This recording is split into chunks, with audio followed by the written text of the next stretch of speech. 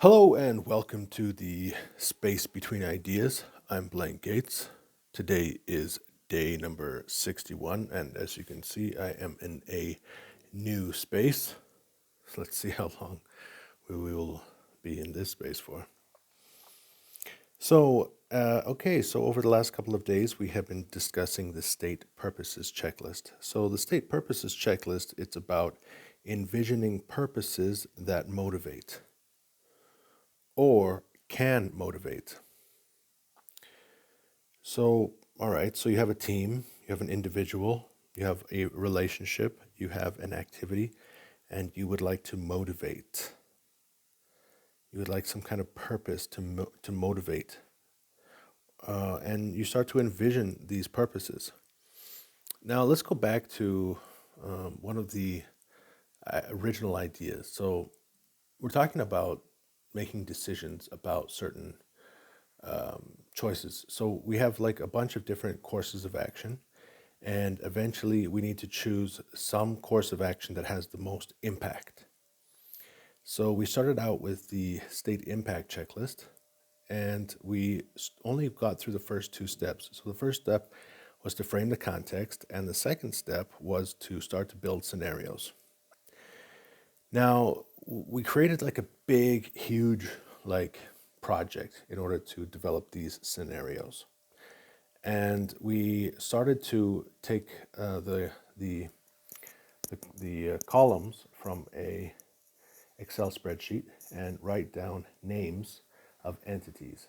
And then what we did was we talked about the reuses, the outcomes, the actions in a way that we would support each other. We talked about the personas, the entity personas, and we talked about the work. So there's all this stuff that has to happen in order to have a relationship with another entity, in order to have a team that's working quite well, in order to find customers or clients. And so as we evaluate these scenarios, like which provider do we want to get services from? Which provider would we like to purchase products from? And then, what I suggested was that we might want to choose our providers based on their ability, their level of what? Their level of effort and their level of successfulness. And of course, that started a conversation about like the 4 quadrants. So in the state drive checklist, we are working with 4 different quadrants. And right now we're discussing the low effort, low successfulness. That's called recollecting. And how do we move that up? So we would like to go over to the place of success, but often in order to get to that place of success, we first need to start going up. We need to be more diligent before, like if you try to throw a rock and you just throw it directly horizontal, it's not going to go very far. In order for it to go horizontal, you also have to throw it vertically. So we need to increase the level of effort first, and then we hope to achieve more success. Now, to move a person from recollecting to striving, then we need to identify purposes. We need to envision purposes that motivate. All right, so, and also we can use these, so we can use state drive. All right, so let's say there's like 2 or 3 different providers, and we're like, all right, so this provider, he's like recollecting. He's not terribly motivated, he's not terribly successful. Are there reasons that we would like to work with him? Yes or no? Then we have another provider, he is not the biggest provider, he's not the most successful, but he's extremely diligent. Now, are we going to work with this provider? He's striving. There could be reasons why we should or why we shouldn't. And this is also true when we are building teams. So are we going to put this guy on our team? Maybe he is relatively unsuccessful. Maybe he's relatively laid back. All right, so, I mean, nobody really wants like a guy who's relatively laid back. Nobody wants a recollecting guy on their team. Like, at least unless you have a desire, you have a need to have a guy who's recollecting on the team. Why would you? If you're playing basketball, You got one guy like sitting in the corner. That means we're playing 4-on-5. If you're playing football and we got a defensive player who is recollecting, he's just going to get run over. All right. So, and then if we have teams, if we're trying to set up some activity, then like I'm concerned that he is not going to be able to fulfill the things that I've assigned him to do. If if he's working in a country, if he's like a manager in a country, or he's just a guy that needs to go and register something. If he's a salesman or he's an engineer, if he's sitting back recollecting, it's like, I mean, does anyone ever need a guy like that? Now, when you start, if it's like your son, if it's your brother, if it's your son-in-law, if it's like some cousin, like it's a family business and that guy has to be on the team, now it's important to start to pinpoint some purposes in order to motivate that person. And that's what started our discussion about these 3 areas. So we have an area where we have people who like to shape potential. Then we have other guys who like to form agendas. And then we have guys who like to create effects, the busy bees, the army ants. All right, so now people who like to shape potential, like myself, I really enjoy, that's why I'm making these videos, is because I hope that I will be able to shape my own potential. Now the question is like, am I maintaining or enhancing my own wellness? Yeah, I think that I'm maintaining and enhancing my intellectual abilities. I think that my mind is relatively healthy and that by working with these checklists, I will continue to develop my thinking skills. How about attain certification or other recognition? Yeah, to some degree, yeah. I would like to be known as a person who is useful.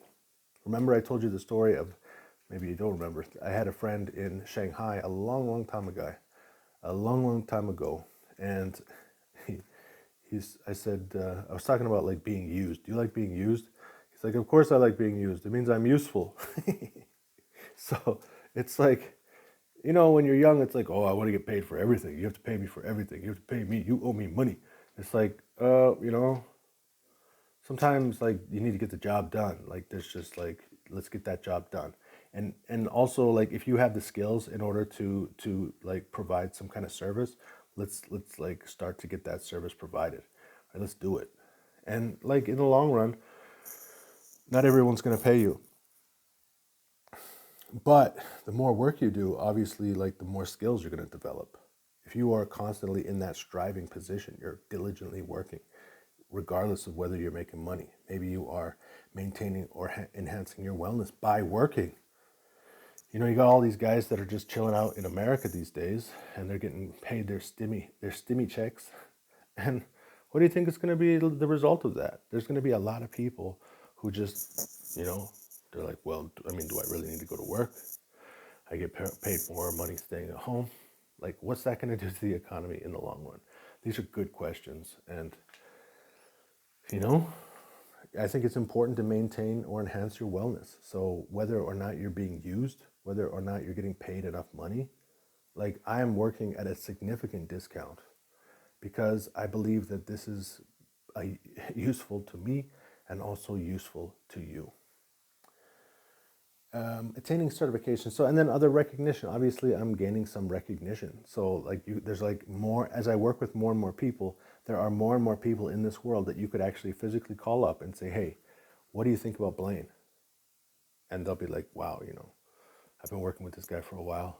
It's really changed the way that I see things. I've made some changes in my life.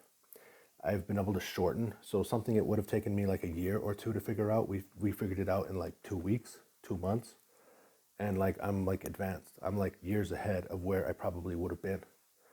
I stopped complaining about things like months ago that I used to complain about constantly because my mind is clear. Blaine is a great guy. All right, that's the kind of recognition that I want. Not just that kind of recognition, but today, now that we're 9 minutes and 39 seconds into the film, today we're talking about enhancing reputation. All right, what does it mean? All right, so enhancing reputation, it means to enhance this reputation as seen by this entity. All right, so like obviously I'm not trying to tell you guys that I'm like a really great swimmer, right? Like I just watched that Disney film and the dragon is like a really good swimmer and like the dragon's always trying to tell everybody that she's a really great swimmer. It's like, okay, fantastic.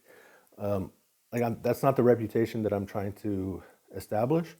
I'm trying to establish the reputation that people can tell me what they're doing at work, and I will funnel their thoughts through a structure, so through thinking tools, and that by listening to them and structuring their thoughts through thinking tools, they will find insight, and that they will develop quicker, that they will speed up their ability to understand their roles and goals, and that they will be able to achieve the things that they work out that they want to achieve. That's what I want. That's my reputation. All right.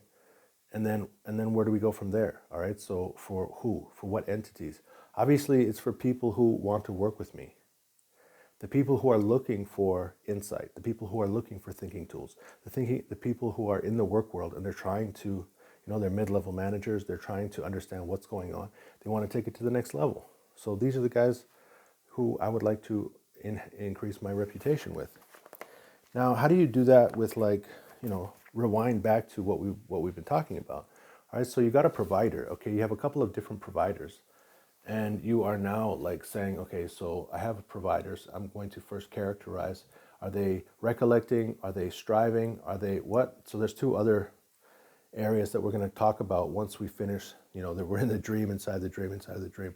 We're in the third dream, which is like, we're going to go through all these points of motivation. Right now we're talking about motivation related to shaping potential. And then eventually, okay, so we're not actually trying to characterize. So does that work with building scenarios if we're not talking about characterizing attitudes? We're talking about changing attitudes. So like, what do you think about the idea that you can actually change something about your providers? All right, so you start working with a provider and then you actually influence that provider. Maybe the provider is working diligently, but you can actually get them to work even more diligently if somehow you're able to identify the types of purposes that they like to work toward. All right, so what happens if this company, this firm, wants to enhance their reputation? They want you to believe in them. They want other people, other companies like your companies, to also see them as a reputable source providing goods and services. All right, so if you are able to somehow structure, if you're able to give them feedback that you're saying, wow, I really appreciate your service. I'm starting to recognize you as the premier provider. I think that you're really developing your reputation. You have a really great reputation in this area. And we're really thankful that you've been able to deliver like this, this, and this, because now we know that we can trust you. We really enjoy working with you. So that's like some of the feedback that you could give to somebody who wants to develop their reputation. You give them the feedback that yes, indeed, that they are being successful and that you believe that they are indeed in your heart and in your mind, they are developing that reputation. So, and also by providing some referrals. So then what happens when you tell your friends? You tell other companies like you, say, hey, this is the guy that you want to talk to because he's reputable in this field. How about guys on your own team? So you have some guys in your own team and you're like, all right, guys, so, we have a system, maybe you want to have some kind of system in your company. You have, like, it sounds funny. I was in a fast food restaurant today and like on the wall, they have like the employee of the month, all right? It's like he is enhancing his reputation. And the people who go there to eat, they can see, look, this guy is the employee of the month. He's a really good guy. He works really hard. Everybody likes him, all right? So does that help him? If he's the kind of guy who reacts to that kind of stuff, if he's the kind of guy who wants to shape his potential and he wants other people to see him as more reputable in this field, then yeah, putting his picture on the wall is going to motivate him. So I look forward to seeing you again tomorrow. This has been another episode of Space Between Ideas. I'm Blaine Gates.